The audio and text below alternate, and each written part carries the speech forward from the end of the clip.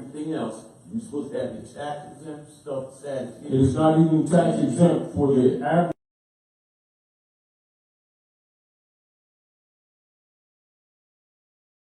That's distinguished from tax exempt. Right. Tax exempt is an application to the Jesuit order of the IRS under a submission of converted rights into privileges under license condition. There is no condition in the birthright. They have no purview, and thus the Aboriginal people are not taxed. So your position is non-obligatory, not taxed. I just want to make that clear because a lot of people say that phrase. Is the point that I want to say. And not just because it does, but the status, and this is what everyone needs to know. That right already existed. No Drawlee came to remind you what you forgot. And this is what people need to understand. They're not giving you anything.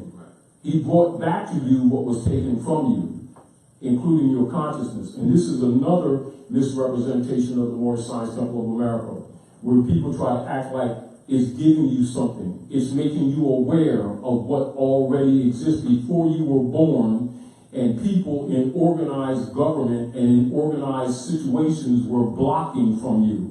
And then when you find out they be trying to own it and trying to control your life and trying to rule over you unjustly, this is where we talk about be careful more. Some of your brothers and sisters wearing turbans and feathers will be trying to put you back into slavery, which means they're not telling you the truth about birthright.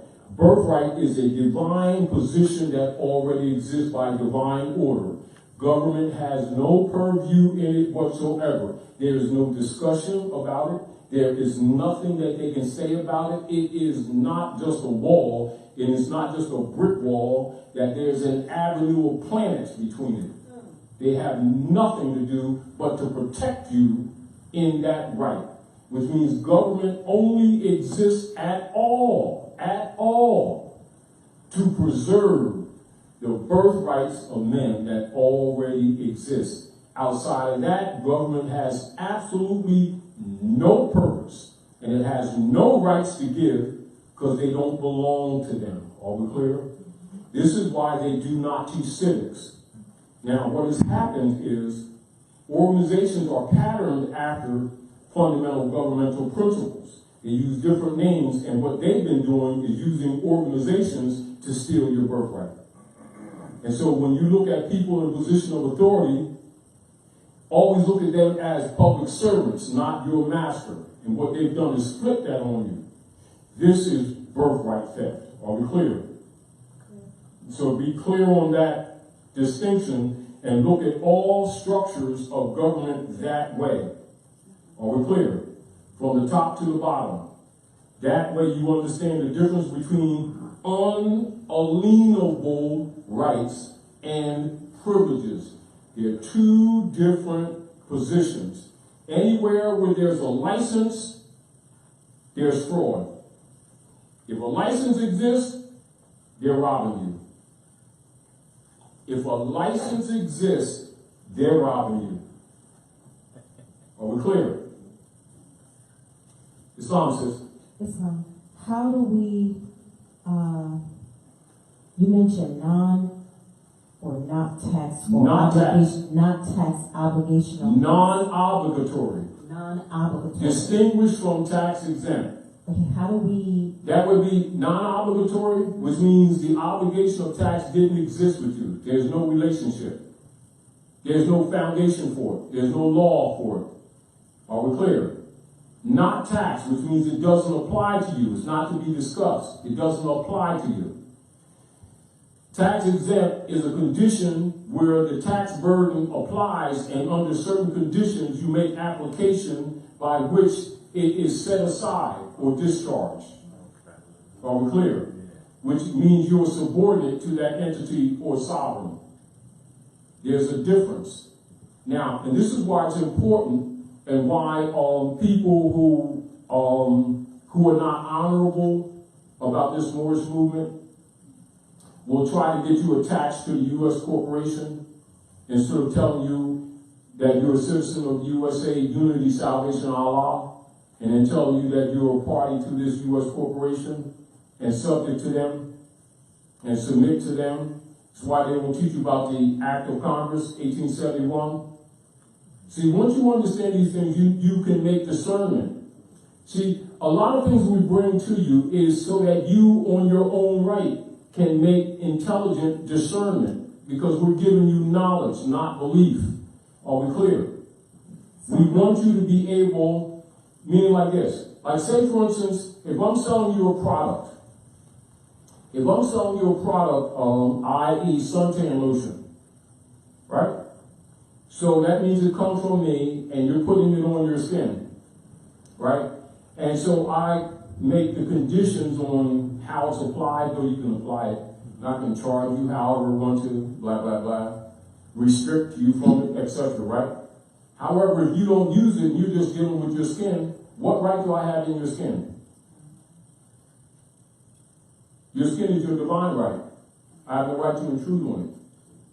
But if I'm selling you suntan lotion, I can control that. That's the same thing between unalienable rights, or what is known as birth rights, and privileges, which is something that somebody legislates. And they become God over it. This is why the Khazarian of the dark priesthood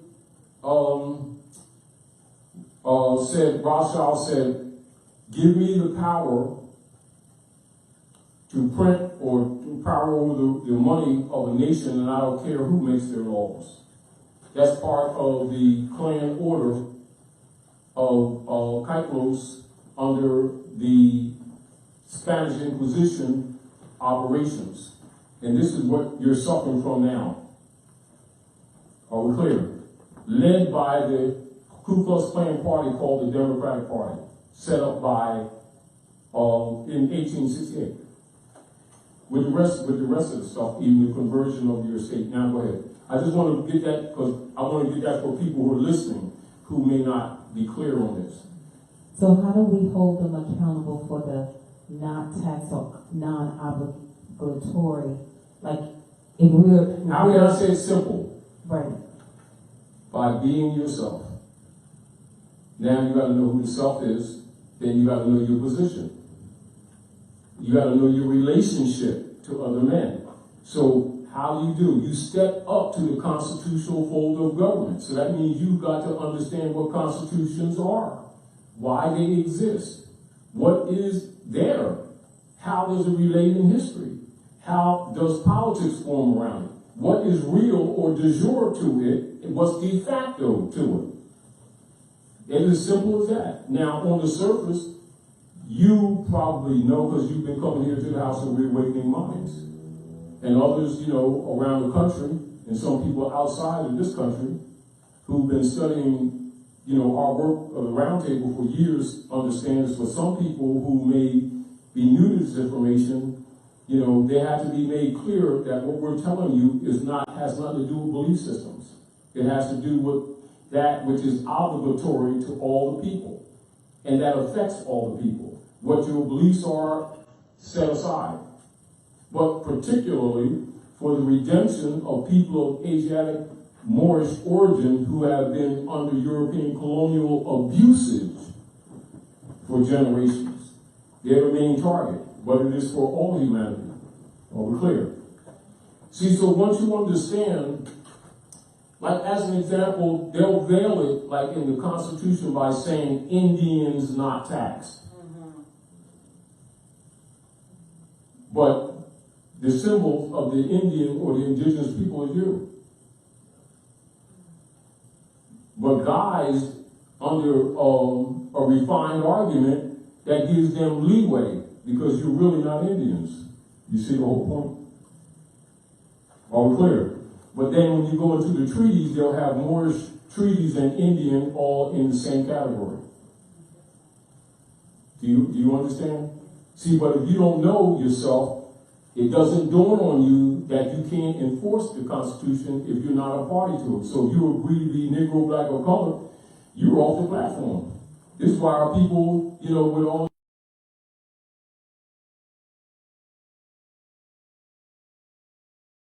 the treaty doesn't apply to them. Not because their forefathers weren't a party to it, it's because they claim to be somebody that they're not. and are practicing those names and principles that delude to slavery, then suffering slavery and want to march all over the place making fools of themselves. And the leaders are doing it to them knowing better. If you kind of understand the nature of what I'm talking about, you kind of understand the nature of why some people was upset for Malcolm for finding this information out and then murdering him. And then you'd be thinking it's something else that you see in the movie, when it really is a lot of people around you, like you and me, didn't want him to tell because they couldn't buy him off. They knew that he was going to tell and find out that many of these leader guys themselves had nationality cards secretly. You understand what I'm saying? And it's true. You know, the truth is ugly. You know, but the deal is many people hide truths to protect the images of the legacies of different leader guys. And they assume because people don't talk about this, that this is, like some people like to say, a Moorish thing. No, this is a world thing. To know Moorish history is to know world history. To know European history is to know Moorish history. To know history of the human family on the planet is to know Moorish history. And that's not a biased statement, that's just simply fact. Because every nation on the earth will trace their illustrious history and growth into the Moors. And then that goes to the ancient Moabites, to the ancient Moabite Canaanite, to the